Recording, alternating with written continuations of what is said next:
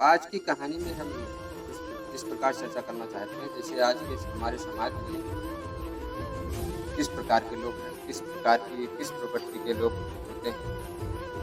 एक बार की बात है, हम एक मेले में घूमने गए तो वहाँ पर एक खिलौने वाला बैठा था, खिलौने बेच रहा। तो खिलौने वाला खिलौने बेच रहा था, उससे हमने खिलौने उसके देखे तो उसके पास 3 खिलौने रखे हुए थे। तीनों की शक्ल एक जैसी थी, बिल्कुल एक जैसी, हूबहू एक जैसी, कोई अंतर नहीं था। तो हमने उससे उनकी कीमत पूछी तो दुकानदार ने उन तीनों खिलौनों की कीमत अलग अलग बताई।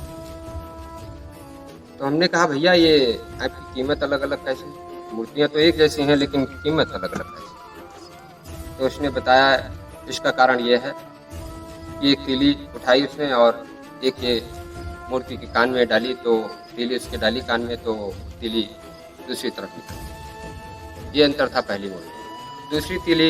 दूसरी मूर्ति में उसने तीली जब डाली कान में तो वो उसके मुंह से निकलकर बाहर आ गई। ये दूसरी मूर्ति का अंतर था।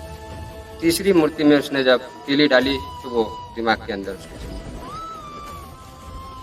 तो ये तीनों कारण थे, इसीलिए उनकी कीमतें अलग अलग थी।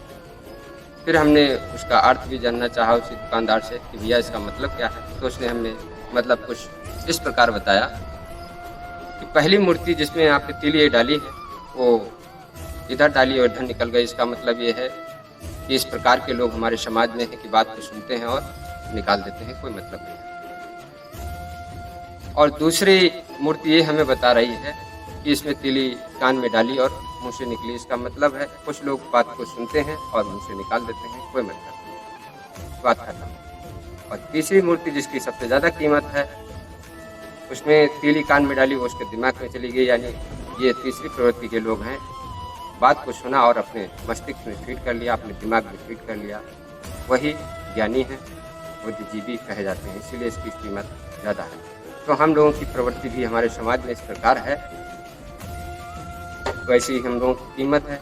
तो वही आदमी ज्ञानी है, वही पूजनीय है जो बात को सुनता है और अपने मस्तिष्क में, अपने दिमाग में फीड करता है, बात को सुनता है और सुनता है, लोगों को भी उसका लाभ देता है। तो ऐसे लोगों की समाज में कीमत होती है। बाकी जो आपने पहली और दूसरी मूर्ति देखी, उनकी कोई कीमत नहीं। तो साथियों अगर कहानी अच्छी लगी हो तो हमारी इस कहानी को लाइक करें, शेयर करें और सब्सक्राइब करें। बेल आइकन जरूर दबाएं, जिससे आने वाला नोटिफिकेशन आपको मिलता रहे। और फिर मिलते हैं नेक्स्ट वीडियो में। धन्यवाद।